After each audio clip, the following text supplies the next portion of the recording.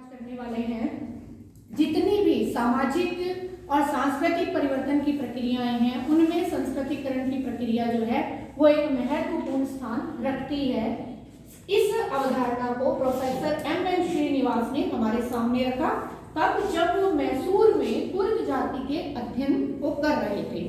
तब उन्होंने यह देखा कि कुछ जातियां जो निम्न जातियां हैं वो 3 या 4 पीढ़ियां बदलने के बाद अपने आप को उच्च जातियों के अंतर्गत घोषित कर देती हैं और यह वे मानने लगती हैं कि हम भी उच्च जातियों के समकक्ष हैं, नीचे से ऊपर तक हम आ गए हैं।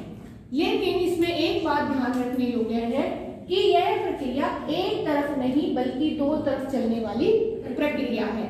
अगर निम्न जातियां यह कहती हैं कि हम उच्च जातियों के समकक्ष हो गए हैं किस तरह से, तो वे उनके अनेक रीति रिवाजों को अपनाने लगती हैं, उनके विश्वासों, व्यवहारों, कर्मकांडों, विचार शैली, सारी चीजों को अपनाने लगती हैं। अब आप ये देखिए कि जब हम किसी उच्च जाति की बात करते हैं, द्विज या ब्राह्मण जाति की, तो हम ये देखते हैं कि उनका जीवन शैली जो है वो निम्न जो जातियां हैं जो गांवों में निवास करती हैं उनसे भिन्न प्रकार की होती हैं, क्योंकि ब्राह्मणों का जो कार्य है वो हमने जब देखा कि वर्ण के हिसाब से बांटे गए, ब्राह्मण, क्षत्रिय, वैश्य और शूद्र, तो आपने ये देखा कि ब्राह्मणों का जो कार्य था वो वेदों का अध्ययन करना, पठन पाठन करना और दूसरे लोगों को वो सेवाएं प्रदान करना, उनके लिए पूजा पाठ और कर्मकांड करना था।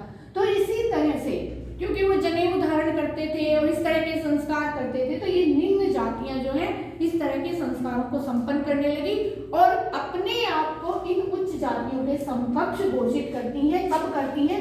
एक पीढ़ी में तो कुछ नहीं होता, 3 या 4 पीढ़ियां बदलने के बाद जैसे जैसे बीत जाती हैं तो फिर वे अपने आप को घोषित कर देती हैं कि हम भी इनके समान हैं।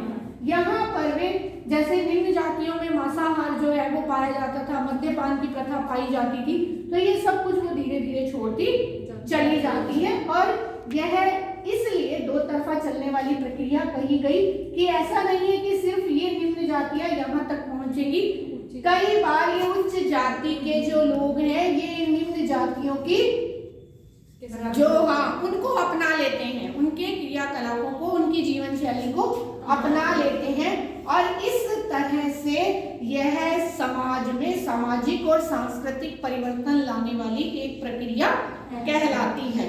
एम श्रीनिवास ने इसको इस तरह से समझाने का प्रयास किया कि ये समाज में जब हम परिवर्तन की बात करते हैं तब हमें ये प्रक्रिया वहां पर दिखाई दी जब वो कुर्द जाति का अध्ययन कर रहे थे मैसूर में।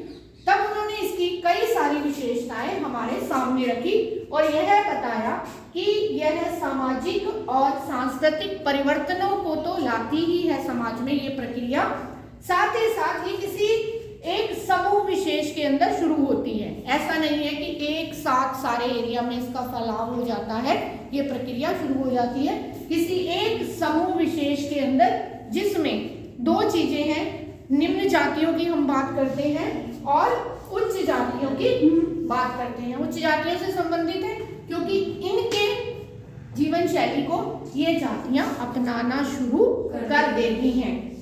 जनजातियों से भी संबंधित है वो इसलिए क्योंकि वो ये कहते हैं कि जब ईसाई मिशनरीज हमारे यहाँ पे आए, उन्होंने धर्म के हिसाब से लोगों को परिवर्तित करना शुरू किया, तब क्या हुआ कि ये जनजातियां जो हैं जो मूल रूप से पिछड़े हुए हिंदू जिनको कहा गया, हुरिये ने कहा ना कि ये पिछड़े हुए हिंदू हैं, लेकिन इनमें भी बहुत सारे परिवर्तन जो है हमें दिखाई देने लगे।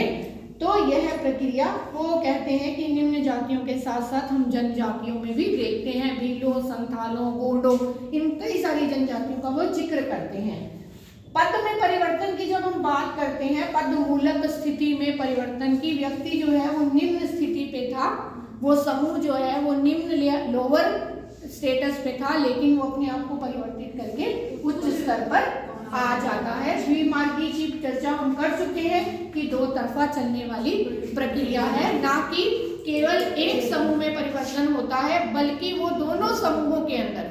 और ये क्यों होता है? देखो आप संस्कृति से बना ये शब्द है संस्कृतिकरण। और संस्कृति जो है वो हम बार बार बात करते हैं कि सीखी जाती है और संस्कृति का फैलाव और प्रसार भी होता है। संस्कृति एक से दूसरे समूह में भी जाती है। तो इस तरह से हम ये प्रक्रिया को देखते हैं।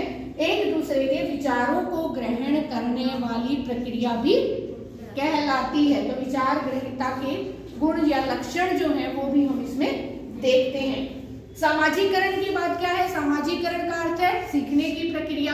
तो यहाँ अग्रिम सामाजिकरण इसको कहा जाता है कि जो लोग धीरे धीरे अपने स्थिति में परिवर्तन लाना चाहते हैं वो पहले से उन चीजों को सीखना शुरू कर देते हैं और इस तरह से वो आगे बढ़ते चले जाते हैं।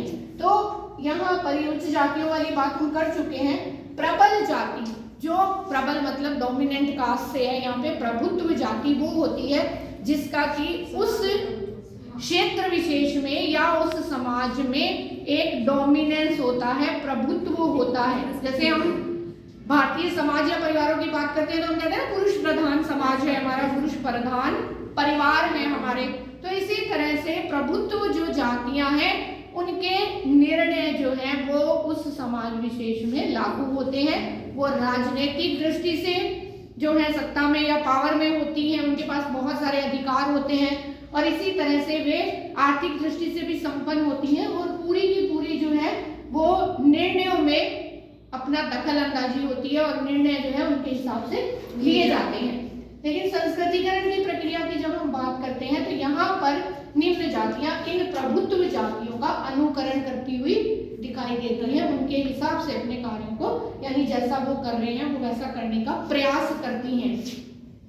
ये पुरातन प्रक्रिया है। जब श्रीनिवास इस प्रक्रिया का जिक्र करते हैं तो वो हमें समझाने का प्रयास करते हैं कि हम ऐसा नहीं समझे कि अभी कुछ सालों से ये प्रक्रिया चलनी शुरू हुई है। हम वैदिक साहित्य को उठाकर देखते हैं तो वहां पर भी हमें दिखाई देता है कि समाज में ये परिवर्तन आता है। लोग एक से दूसरे समूह का अनुकरण करते हैं और फिर उनकी चीजों को सीखते हैं और इसमें अनेक तरह के प्रतिमान जो है संस्कृतिकरण में पाए जाते हैं। अनेक प्रतिमानों में आप समझ लीजिए कि हम उन समूहों से सीखते हैं जिनके जैसा होने की कोशिश करते हैं और उनकी आकांक्षाएं, उनकी इच्छाएं, महत्वाकांक्षाएं या वो जिस तरह का व्यवहार करते हैं, जिस तरह के विचारों को अपनाते हैं, वो सारा का सारा सीखने का प्रयास जो है इसके अंतर्गत किया जाता है। तो इस प्रकार से संस्कृतिकरण की जो यह प्रक्रिया है ये समाज में परिवर्तन की जितनी प्रक्रियाएं हैं उनमें प्रमुख रूप से चलती है। इससे पहले जब हम नगरीकरण की प्रक्रिया की चर्चा कर रहे थे तो हमने देखा था कि किस तरह से ग्रामीण क्षेत्र जो है वो नगरीय क्षेत्र में बदलता जाता है और संस्कृति को अपना लेता है। यहाँ पर जिस संस्कृति को अपनाया जाता है वह संस्कृति जो है वो उच्च संस्कृति को अपनाया जाता है, जिसको कि निम्न संस्कृति के लोग अपनाने की कोशिश करते हैं और कोशिश करते करते वो स्वयं को अपने आप को जो है वो उच्च स्थिति पर घोषित कर देते हैं या मान लिया जाता है कि ये लोग जो हैं अब उच्च स्थिति में शामिल, उच्च जातियों में शामिल हो गए हैं। तो इस प्रकार से संस्कृतिकरण की जो ये प्रक्रिया है वो पूरे समाज में हमें घटित होती हुई दिखाई देती है, जिसकी चर्चा एम.एन. श्रीनिवास जो है वो मैसूर से करते हुए हमें समझाने का प्रयास करते हैं।